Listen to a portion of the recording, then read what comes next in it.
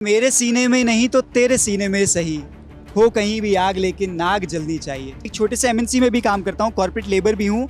मैं एक गलती करता हूँ, जो कंपनी है वो इस्तीफा मांग लेगी। तो अगर आप काम नहीं कर पा रहे हैं तो कुर्सी से उतर जाइए। कुर्सी है, किसी की लाश थोड़ी कि आप उससे उतर नहीं सकते हैं। तो इधर उधर की ना बात कर, मुझे ये बता कि काफिला क्यों लुटा। मुझे रहजनों से गिला नहीं, तेरी रहबरी पे सवाल है। तो जंतर मंतर के प्रोटेस्ट में 12 बजे के बाद भी हम अगर देखें तो यहाँ पर बड़ी संख्या में लोग नज़र आ रहे हैं। अलग अलग तरीके से इस प्रोटेस्ट को सेलिब्रेट कर रहे हैं और जो उनकी डिमांड्स हैं वो भी पूरी करने की बातें कर रहे हैं। तरीका सबका अलग अलग है। कुछ लोग आपस में डिस्कशन कर रहे हैं, आप ढपली पे राग सुनेंगे, या कुछ लोग ऐसे ही सेलिब्रेट कर रहे हैं उन चीज़ों को। और डिमांड्स वही हैं कि धर्मेंद्र प्रधान, जो कि भारत के केंद्रीय शिक्षा मंत्री हैं, उन्हें इस्तीफा देना चाहिए और 20 तारीख को जो मार्च है संसद तक, उसमें ज़्यादा से ज़्यादा लोग पार्टिसिपेट करें। ये मंच से भी लगातार डिमांड्स हो रही है। कुछ लोग हमारे साथ मौजूद हैं। क्या नाम है भाई आपका? मेरा नाम साहिल खान व्यास है। साहिल खान व्यास। तो साहिल जी कहाँ के रहने वाले हैं आप? मैं भोपाल मध्य प्रदेश का रहने वाला हूँ, अभी बम्बई में रहता हूँ। जी। मुंबई में क्या करते हैं आप? मैं सिनेमा बनाता हूँ, कहानियाँ कहता हूँ, कविताएं लिखता हूँ और युवाओं के साथ संवाद करता हूँ कि कैसे देश की राजनीति और बेहतर हो सकती है और हमारा एक नागरिक होने पे क्या रिस्पॉन्सिबिलिटी है। सरकार की तो एक अपनी जिम्मेदारी होती है, लेकिन अगर मैं वोट दे सकता हूँ तो मेरे क्या सवाल होने चाहिए। मैं अगर आपको नोट देता हूँ या वोट देता हूँ तो मेरी भी जिम्मेदारी है और आपकी भी जिम्मेदारी। तो कैसे नागरिक और नेता में एक समन्वय हो, उस पर मेरा काम है। अच्छा, तो हम बातचीत को आगे बढ़ाएं तो कुछ सुनाना चाहेंगे? इतना आप लिखते हैं, यहाँ की सिचुएशन के हिसाब से कुछ याद आ रहा है क्या? मुझे लगता है यहाँ की सिचुएशन के हिसाब से दुष्यंत की जो 4 लाइनें हैं कि हम सभी साथ में भी गा सकते हैं। हो गई है पीर पर्वत सी पिघलनी चाहिए, हो गई है पीर पर्वत सी पिघलनी चाहिए, इस हिमालय से कोई गंगा निकलनी चाहिए, इस हिमालय से कोई गंगा निकलनी चाहिए। आज ये दीवार पर्दों की तरह हिलने लगी, आज ये दीवार पर्दों की तरह हिलने लगी, शर्त लेकिन थी कि ये बुनियाद हिलनी चाहिए। शर्त लेकिन थी कि ये बुनियाद हिलनी चाहिए। और फिर वो कहते हैं मेरे सीने में नहीं तो तेरे सीने में सही हो कहीं भी आग, लेकिन नाग जलनी चाहिए। तो जो आग, क्रांति की जो आग हिंदुस्तान आज़ाद होने से पहले जली, उसकी लौ हम सबके दिल में जल रही है। वो दुष्यंत अभी तक जिंदा है, मुझे लगता है। तो ये बताइए, आप भोपाल के रहने वाले हैं, बम्बई में काम करते हैं, यहाँ कैसे आना हो? मुझे लगता है कि हम सभी को यहाँ आना चाहिए। दिल्ली आना बहुत महत्वपूर्ण है, इस प्रोटेस्ट को ज्वाइन करना बहुत महत्वपूर्ण है, क्योंकि ये केवल भोपाल या बम्बई की बात नहीं है या केवल दिल्ली की बात नहीं है। ये उस सो कॉल्ड सरहदों की बात है जो हमने बांधा है। आसाम में, मणिपुर में क्या हो रहा है उसकी जवाबदेही भी हम मांगेंगे। केरला, कर्नाटका में क्या हो रहा है उसकी जवाबदेही भी मांगेंगे। कश्मीर में क्या होता है उसकी जवाबदेही भी मांगेंगे। और उसके लिए अगर दिल्ली में आके हमारी आवाज़ सुनी जाती है तो हम दिल्ली में आएंगे और दिल्ली में बोलेंगे। एक प्रोटेस्ट तो मध्य प्रदेश में भी चल रहा है। हर जगह चल रहा है। आप देखिए, चिताओं पे महिलाएं लेटी हुई हैं मध्य प्रदेश में, लेकिन उनकी कोई आवाज़ नहीं सुनना चाहता। आप माँ की बात करते हैं, आप बहन बेटियों की बात करते हैं, हम बात करते हैं अपनी माँओं की। जिस दिन अगर मेरी माँ या मेरी बहन या मेरी पत्नी चिता पे लेटी होगी तो मैं क्या किसी और देश में जाके किसी और व्यक्ति को कोई मेलोडी ऑफर करूंगा या अपने देश की समस्याओं को सुलझाऊंगा? वो एक बड़ा सवाल। मैं सिर्फ सवाल पूछना चाहता हूँ। वो सवाल हैं आप?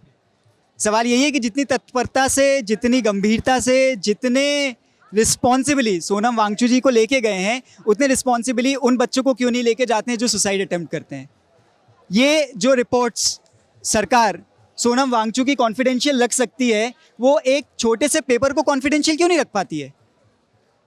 जब सारी रिपोर्ट्स आप कॉन्फिडेंशियल रख सकते हैं कि भाई उनके वाइटल्स अप हैं, उनके वाइटल्स डाउन हैं, तो आप एक पेपर को भी कॉन्फिडेंशियल रख सकते हैं। ये चूक कहाँ हो रही है? और मैं अगर कोई काम करता हूँ, अगर मैं एक छोटे से एमएनसी में भी काम करता हूँ, कॉर्पोरेट लेबर भी हूँ, मैं एक गलती करता हूँ तो मुझसे सरकार इस्तीफा मांग लेगी। जो कंपनी है वो इस्तीफा मांग लेगी। तो अगर आप काम नहीं कर पा रहे हैं तो कुर्सी से उतर जाइए। कुर्सी है, किसी की लाश थोड़ी कि आप उससे उतर नहीं सकते हैं। तो ये सवाल हैं, इन सवाल के जवाब मुझे लगता है सरकार को भी देने पड़ेंगे, लोगों को भी देने पड़ेंगे और हमें भी देने चाहिए। ये जवाब जब हम रात में सोते हैं और आईने पे देखते हैं कि हमसे क्या सवाल हमारी अंतरात्मा पूछ रही है, तो उसका जवाब तो अंदर से आता है ना कि मैं किसी के लिए जवाबदेह हूँ। तो सरकार जवाबदेह क्यों नहीं है? क्या नाम है भाई आपका? पंकज। पंकज। पंकज, आप कहाँ के रहने वाले हैं? मैं हरदा मध्य प्रदेश से हूँ जी। बताएं पंकज जी। तो मैं भीम आर्मी में काम करता रहा हूँ और उसका सक्रिय सदस्य हूँ।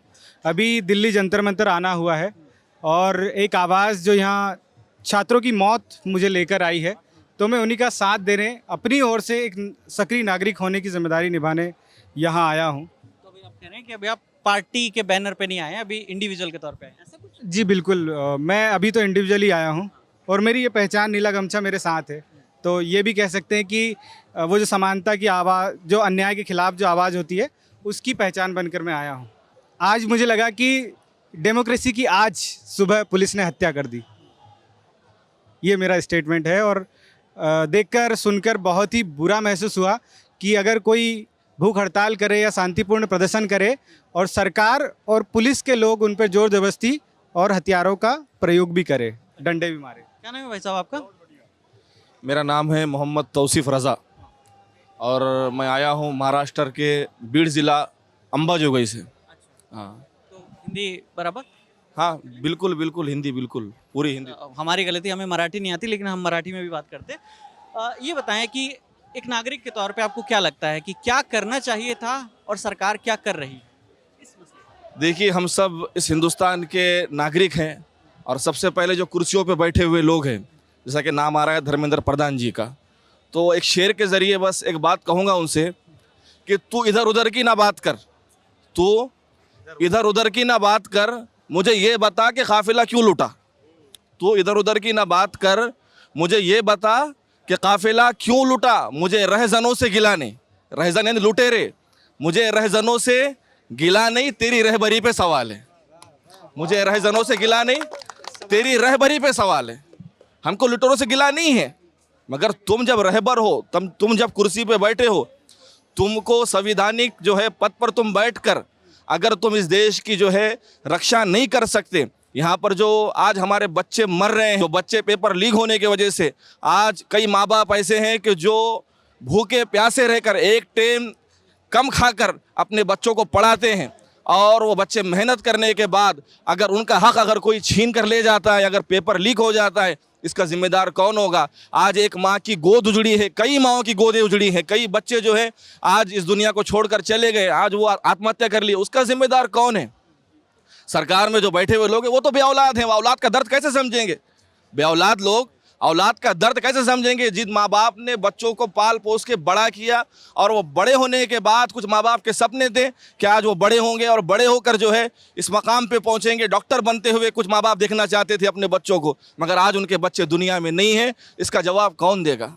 तुमको जवाब देना पड़ेगा, हुकूमत को जवाब देना पड़ेगा। अगर इस आंदोलन से, जंतर मंतर से अगर हम हुकूमत का इस्तीफ़ा मांग रहे हैं तो बिल्कुल हक है, और आपने जो है गलती की है तो आपको जो है उसका हर्जाना भुगतना पड़ेगा और आपको जो है इस्तीफ़ा देना पड़ेगा। और एक शेर के साथ मैं अपनी बात को ख़त्म करूँगा, सभी का खून है शामिल यहाँ की मिट्टी में, किसी के बाप का हिंदुस्तान थोड़ी है, यहाँ पर जो है हम सब का हिंदुस्तान है। और एक शायर ने क्या खूब कहा है कि बड़ा ताल्लुक़ है सियासत का तबाही से, बड़ा ताल्लुक़ है सियासत का तबाही से। कोई भी शहर जलता है तो कुर्सी मुस्कुराती है। क्या नाम है भाई आपका? मेरा नाम शिव है। कहाँ से हो शिव? दिल्ली से ही है जी। बताइए। यही कहना चाहते हैं कि सोनम सर के साथ सिर्फ शिव नहीं खड़ा है, यहाँ के हिंदू मुस्लिम सिख ईसाई सभी उन्हीं के साथ में हैं। और बिल्कुल डरे नहीं, बिल्कुल चिंता ना करें किसी भी तरीके की। ये प्रोसेस जैसे चल रहा था वैसे ही चलता रहेगा और मरते दम तक चलता रहेगा। दीपके भाई के साथ हम खड़े हुए हैं कंधे से कंधा मिला के। और मैं एक शायरी बोलना चाहता हूँ कि चलता रहूँगा पथ पर, चलने में माहिर बन जाऊँगा।